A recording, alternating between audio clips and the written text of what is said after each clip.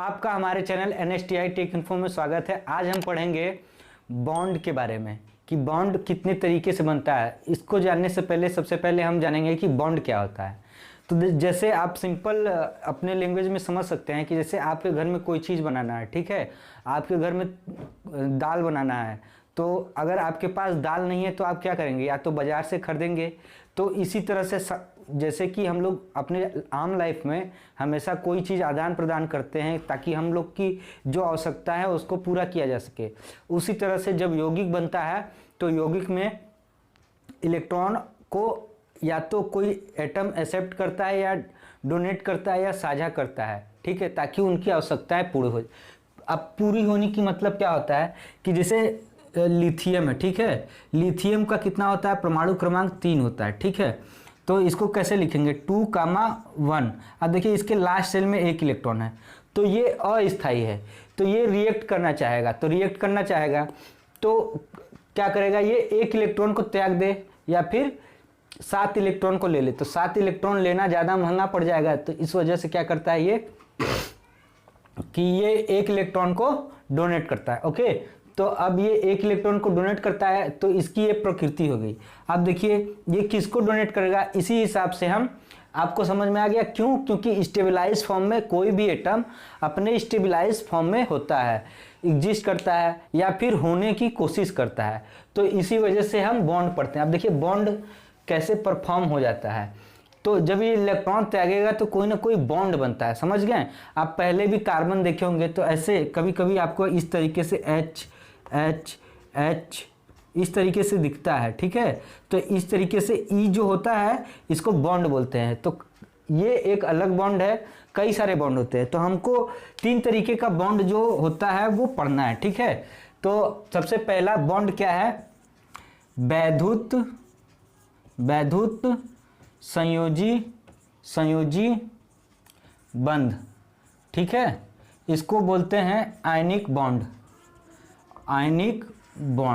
अब देखिए बॉन्ड कैसे बनता है, तो आयनिक बॉन्ड तब बनता है जब उनके इलेक्ट्रोनेगेटिविटी एक प्रॉपर्टी होती है, ठीक है, वो प्रॉपर्टी क्या होनी चाहिए, ज़्यादा होनी चाहिए। तो अब जैसे देखिए जो हमारा मेटल होता है वो उसकी इलेक्ट्रोनेगेटिविटी बहुत कम होती है, लेकिन जो नॉन मेटल होता है उसकी नेगेटिविटी ज़्यादा होती है। तो हमेशा देखेंगे आप कि मेटल और नॉन मेटल के बीच में कैसा बॉन्डिंग बनता है, आयनिक बॉन्ड। देखिए हम बता देते हैं, जैसे NaCl, आप इसको जानते हैं, सबसे सिंपल कंपाउंड है नमक। अब देखिए सोडियम का परमाणु क्रमांक कितना होता है, तो सोडियम का परमाणु क्रमांक होता है 11। तो देखिए इसके पहली कक्षा में 2 इलेक्ट्रॉन होगा, ठीक है, इसकी दूसरी कक्षा में कितना होगा, 2 3 4 5 6 7 8 इलेक्ट्रॉन, यानी पहला कक्षा भरा है, दूसरा कक्षा भरा है। अब क्या है, सेल इसको बोलते हैं, कक्षा को। अब यहाँ लास्ट इलेक्ट्रॉन होगा। अब देखिए लास्ट इलेक्ट्रॉन या तो 7 एक्सेप्ट कर ले या फिर 1 को डिलीट कर दे। तो अब देखिए Cl बना है, तो Cl में कितना होता है, Cl का परमाणु क्रमांक कितना होता है, 17 होता है। तो कितना होगा, 2 8 और 7। तो देखिए पहला कक्षा में 2, दूसरा में 8, 1 2 3 4 5 6 7 8। अब थर्ड वाले में कितना होगा, 1 2 3 4 5 6 7। तो देखिए अगर ये क्या करे, अपना इलेक्ट्रॉन इसको दे दे, ठीक है, तो इसके पास 8 हो जाएगा और इसका भी लास्ट सेल फुल हो जाएगा, इसका भी काम बन जाएगा। तो देखिए इसको दर्शाते कैसे हम विद्युत संयोजी बंध को, तो देखिए ये आपको ये बात पता है कि कोई भी एटम अगर 1 इलेक्ट्रॉन को देता है तो उसके ऊपर +1 का चार्ज आता है, और कोई भी जो एटम है वो 1 इलेक्ट्रॉन को एक्सेप्ट करता है तो उस पर -1 का चार्ज आ जाता है। अगर यही संख्या बढ़ती जाए, 2 इलेक्ट्रॉन हो जाए तो +2 हो जाएगा, 3 इलेक्ट्रॉन हो जाए तो +3 हो जाएगा, और कोई रिसीव कर रहा है तो उस पर -2 -3 आता है, ठीक है। तो अब देखिए Na हो गया, ये Na 1 इलेक्ट्रॉन त्याग दिया और Cl सिंगल माइनस हो गया। अब देखिए यहाँ से आपको क्या पता चल रहा है इस बॉक्स से कि भाई जो इसको है ये ऐसे बना है। तो क्या हुआ कि सोडियम 1 इलेक्ट्रॉन को त्यागा और जो क्लोरीन है हमारा वो इलेक्ट्रॉन को एक्सेप्ट किया, तो ये हमारा बॉन्ड बना, ठीक है। अब देखिए आयनिक बॉन्ड बन गया। अब इस बॉन्ड का नेचर क्या होता है कि इस बॉन्ड के बनने से जो यौगिक है, यौगिक मतलब ये जो NaCl बना कंपाउंड, ये कैसा होगा, कठोर होता है, मोस्ट ऑफ द केस में कठोर होगा। दूसरा क्या होगा, इसको जल में घोलने पे ये टूट जाएगा। समझ गए, बात समझ गए आप। जैसे कि नमक को जल में डालिए, देखिए क्या होता है, पूरा घुल जाता है और ये टूट भी जाता है। जैसे आप इलेक्ट्रिसिटी प्रोवाइड करने के लिए देखिए क्या करते हैं, नमक का घोल जमीन में डालते हैं ताकि अर्थिंग अच्छी हो जाए और इलेक्ट्रॉन का जो है कि प्रवाह होने लगे, जिससे हमारे घर में करंट जल जाता है। अब देखिए क्या होता है कि जल में बंध टूट जाता है। और बनता कब है, तो बनता कब है, जब एटम्स में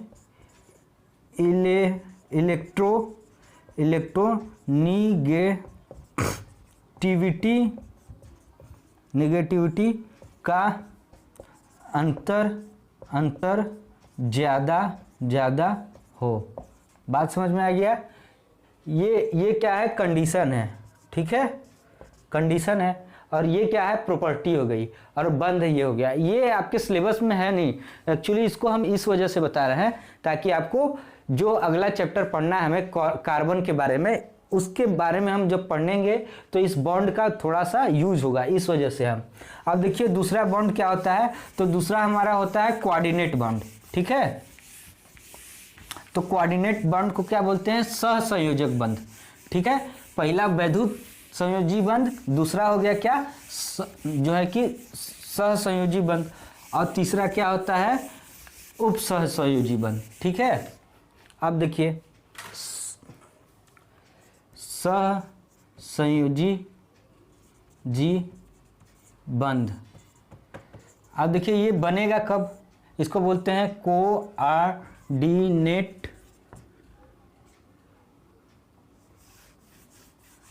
इसको बोलते हैं कोवैलेंट बॉन्ड, ठीक है। कोऑर्डिनेट बॉन्ड अलग होता है, ये क्या हो गया, कोवैलेंट बॉन्ड। अब देखिए इसमें नेचर क्या होता है कि सबसे पहले ये कब बनता है, तो इसका कंडीशन क्या है, जब इलेक्ट्रोनिगेटिविटी का अंतर कम हो, बॉन्ड तब बनेगा। अब देखिए बनेगा कैसे, अब जैसे आप कोई ले लीजिए क्या कि कोई कंपाउंड ले लीजिए, जैसे HCl, आप HCl जानते हैं, तो देखिए H के लास्ट सेल में कितना इलेक्ट्रॉन होता है, 1, और Cl के लास्ट सेल में कितना इलेक्ट्रॉन होता है, लास्ट सेल बना लेते हैं 1 2 3 4 5 6 7। अब देखिए ये क्या करता है कि यहाँ पे 1 हो गया, इसके लास्ट सेल में 7 हो गया। आप बोलेंगे कि ये तो इसको डोनेट कर देगा तो ये फुलफिल हो जाएगा, इसका भी फुलफिल हो जाएगा, लेकिन यहाँ पे अंतर क्या है कि इसकी इलेक्ट्रोनिगेटिविटी कितनी होती है, जितना भी हो, लेकिन इसकी निगेटिविटी जब घटाएंगे तो ये अंतर 1 से कम ही आएगा, ठीक है, 1 से कम आएगा। तो इस वजह से क्या होता है कि यहाँ पे आयनिक बॉन्ड नहीं बनता है। तो अब इसको और किस तरीके से फुलफिल कर सकते हैं, आप क्या करिए कि H का 1 इलेक्ट्रॉन यहाँ है और क्लोरीन का जो 7 इलेक्ट्रॉन है उसमें से 1 इलेक्ट्रॉन यहाँ लीजिए और ऐसे कर दीजिए, ठीक है। इसको बोलते हैं साझा। आपके पास 10 रुपया है, मेरे पास 10 रुपया है, और हम लोगों को बनाना है ऐसा कि आपके पास भी 20 रुपया हो जाए और मेरे पास भी 20 रुपया हो जाए। तो करना क्या है कि आपको कभी चांस आए तो मान लीजिए हम दोनों पैसे को एक साथ रख दें, तो हम क्या बोल सकते हैं, कोई पूछेगा कितना पैसा है तो हम बोलेंगे देखिए वहाँ मेरे पास 20 रुपया है, और अगर उससे कोई अलग व्यक्ति पूछे तो बोलेगा वो भी ये देखिए मेरे पास वहाँ 20 रुपया। जस्ट लाइक इसी तरह यहाँ पे भी है।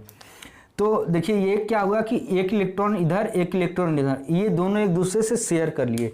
तो शेयर करने से क्या हुआ कि ये दोनों जो इलेक्ट्रॉन है वो एक बॉन्ड के फॉर्म में आ गए ऐसे। तो आप देखिए इसको दर्शाते कैसे, HCl, समझ गए आप, H और Cl। इसी तरह से और भी कई सारे कंपाउंड है, जैसे CH4 है, ठीक है। तो अब देखिए कार्बन के लास्ट सेल में कितने इलेक्ट्रॉन होते हैं, 4, 1 2 3 4, हाइड्रोजन में 1, फिर यहाँ भी हाइड्रोजन में देखिए 1, फिर यहाँ भी हाइड्रोजन में 1, यहाँ भी हाइड्रोजन में 1, ये 1 हो गया, ये 2 हो गया, ये 3 हो गया, ये देखो 4 हो गया। क्योंकि कार्बन और हाइड्रोजन के बीच में इलेक्ट्रोनिगेटिविटी का अंतर 1 से कम है। तो देखिए ई भी इससे साझा कर लिया, इससे साझा कर लिया, इससे, अब इसके पास क्या हो गया 4 गो, तो ई कैसे गिनेगा, देखिए कार्बन गिनेगा कैसे, देखिए बोलेगा देखो यहाँ 2 यहाँ 2 यहाँ 2, इस तरीके से 8। हाइड्रोजन क्या बोलेगा, ये वाला हाइड्रोजन, ये देखो मेरे पास 2 है, ई बोलेगा यहाँ देखो यहाँ देखो यहाँ देखो, ये दोनों का काम हो गया। तो इस वजह से अब इसको दर्शाते कैसे हैं कोवेलेंट बॉन्ड को, देखिए इस तरीके से H है H है H है H है। और एक बात बता दें कि जब एक इलेक्ट्रॉन और एक इलेक्ट्रॉन के बीच में साझा होता है तो सिंगल बॉन्ड बनता है, और जब देखिए दो इलेक्ट्रॉन के बीच में साझा होता है ऐसे ऐसे तो डबल बॉन्ड बनता है। और जब 3 इलेक्ट्रॉन का साझा होता है तो क्या बनता है, 1 बॉन्ड 2 बॉन्ड 3 बॉन्ड, यानी ट्रिपल बॉन्ड बनता है। आपको बॉन्ड समझ में आ गया। हमने कार्बन का एग्जांपल लेके क्यों बता दिया, क्योंकि आपको एल्केन एल्कीन एल्केन पढ़ना होगा, ठीक है। ये बंद कैसे बन गया, क्या हो गया। अब देखिए इसका नेचर क्या होता है कि ये सॉलिड नहीं होता है, ये किस तरह का होता है, ये लिक्विड की टाइप का होता है। ये बॉन्ड जिन जिन में होगा वो लिक्विड के फॉर्म में हो सकता है या फिर सॉलिड के फॉर्म में भी हो सकता है, ठीक है। लेकिन मोस्ट ऑफ द केसेस में ये लिक्विड के फॉर्म में होगा या गैसियस फॉर्म में होगा। अब बात समझ में आ गया। अब एक और बॉन्ड होता है, उस बॉन्ड का नाम है क्या, कोऑर्डिनेशन बॉन्ड, ठीक है। कोऑर्डिनेशन बॉन्ड हो गया, उसको बोलते हैं उप सहसंयोजी बंध। अब हम आते हैं कोऑर्डिनेशन बॉन्ड की ओर। अब हम आते हैं अपने तीसरे बॉन्ड की ओर। तीसरा बॉन्ड क्या बोलते हैं, इसको हम उप सहसंयोजी बंध। अब देखिए ये बॉन्ड देखने में एकदम अजीब टाइप का है, क्योंकि इस बॉन्ड पे हमारा एक पूरा का पूरा कंपाउंड, आपको एक जब 12th में जाएंगे तो कोऑर्डिनेशन कंपाउंड पढ़ना पड़ेगा, ठीक है। जब केमिस्ट्री लेंगे तो अगर अदर चीज लेते हैं तो केमिस्ट्री रहेगा नहीं तो पढ़ेंगे नहीं। अब देखिए ये है, तो इसमें बॉन्ड क्या होता है कि देखिए यहाँ एक इलेक्ट्रॉन के त्यागने वाला बॉन्ड हम लोग जान गए, एक शेयर करने वाला बॉन्ड जान गए, ठीक है। अब एक और बॉन्ड होता है जिसको हम इस तरीके से निरूपित करते हैं, ठीक है। आप देखिए ये कैसे होता है, ये कब बनता है, तो ये क्या करता है कि इलेक्ट्रॉन का जो लोन पेयर है, मतलब कि 2 गो इलेक्ट्रॉन को वो क्या करेगा, दूसरे को ट्रांसफर कर देगा, लेकिन हटेगा नहीं। अब देखिए जैसे आपको एक कंपाउंड बनाते हैं हम सिंपल सा H2SO4। अब देखिए S को सेंटर में रखिए, ठीक है।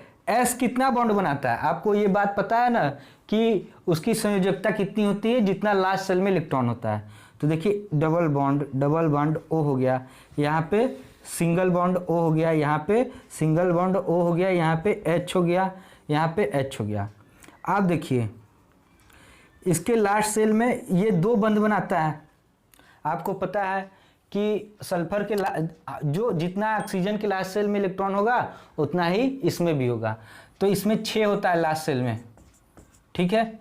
और यहाँ पे सल्फर में भी कितना हो जाएगा 6, ठीक है। तो 6 है, तो इसको 2 साझा कर लिया। देखिए यहाँ पे कोवेलेंट बॉन्ड बन गया, कोवेलेंट, ठीक है। अब इसका तो काम हो गया, लेकिन ये वाले ऑक्सीजन का और ये वाले ऑक्सीजन का काम हुआ नहीं। तो अब देखिए होता क्या है कि सल्फर तो 2 बॉन्ड, ये देखिए इसका एक इलेक्ट्रॉन यहाँ है, एक इलेक्ट्रॉन यहाँ है जो हिल नहीं सकता है, लेकिन इसके पास कितने इलेक्ट्रॉन बचे हुए, 6 होना चाहिए, 4 है। देखिए 6 होना चाहिए, 2 तो खत्म हो गए, एक यहाँ बिजी हो गया, एक यहाँ। अब देखिए एक लोन पेयर यहाँ बच गया है, इलेक्ट्रॉन है ये, ठीक है, और ये भी एक लोन पेयर यहाँ बच गया। अब देखिए ये इलेक्ट्रॉन है, ये इलेक्ट्रॉन है। अब देखिए एक तो यहाँ पे बॉन्ड बना लिया ऑक्सीजन के साथ, यहाँ पे ऑक्सीजन के साथ। अब देखिए ये जो 2 गो बच गया है वो ऐसे इसको क्या करेगा कि चलो भाई तुम भी ले लो, लेकिन लेके भागना नहीं है, तुमको लेके वहीं रहना है। तो अब इस हिसाब से देखिए सल्फर के पास 2 4 1 4 हो गया। देखिए 4 2 यहाँ, एक इसका और एक इसका, 6 हो गया, एक इसका और एक इसका, 8। यानी सल्फर की संयोजकता पूरी तरह से इसकी वैलेंसी फुल है। ऑक्सीजन की देखिए, ऑक्सीजन एक यहाँ पे साझा किया, एक यहाँ पे साझा किया, तो इसको यहाँ से एक मिल गया, यहाँ से एक मिल गया, इसका भी हो गया 8, इसका भी 8 हो गया, इसका भी 8 हो गया, इसका भी 8। क्यों, क्योंकि देखिए इसके पास पहले से ऑक्सीजन के पास 6 था और 2 ले लिया। तो इसको शो कैसे करते हैं, S ऐसे O H और ऐसे O और H, इस तरीके से बनाते हैं, ठीक है। अब H2SO4 हो गया। अब H2S2 कई सारे आपको कंपाउंड मिल जाएंगे जिसमें कोऑर्डिनेट बॉन्ड बनेगा। आपको बात समझ में आ गया कि ये कैसे बनता है, इलेक्ट्रॉन का जो लोन पेयर है उसको वो क्या कर देता है, दूसरे को बोल देता है कि भाई तुम भी काम चला लो, ठीक है। और ये साझा नहीं करता है, समझ गए ना, साझा नहीं होता यहाँ पे। देखिए यहाँ पे ये क्या किया है, लोन पेयर को इसको बोल दिया है कि तुम आके यूज कर सकते हो, लेकिन ये इसका इलेक्ट्रॉन नहीं यूज कर रहा है सल्फर। बात समझ में आ गया, यही बात है। देखिए ये 3 तरीके की बॉन्ड हो गया। अब देखिए हम आते हैं कार्बन की तरफ।